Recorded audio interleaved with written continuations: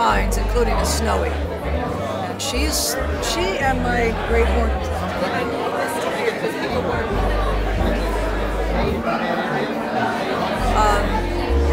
Let's see. The snowy and the great horn. Those are nasty. Those are the two worst birds I've got. I think the great horned owl is worst. I really do. She's just very aggressive, very powerful, and a problem, a constant problem, even though I've had her for 20 years.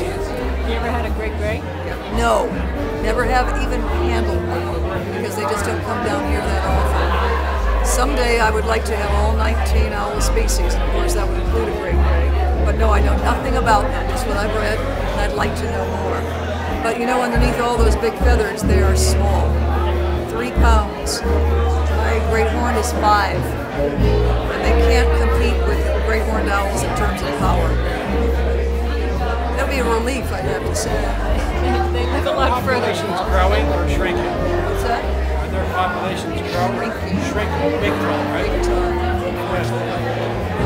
Western Massachusetts, we have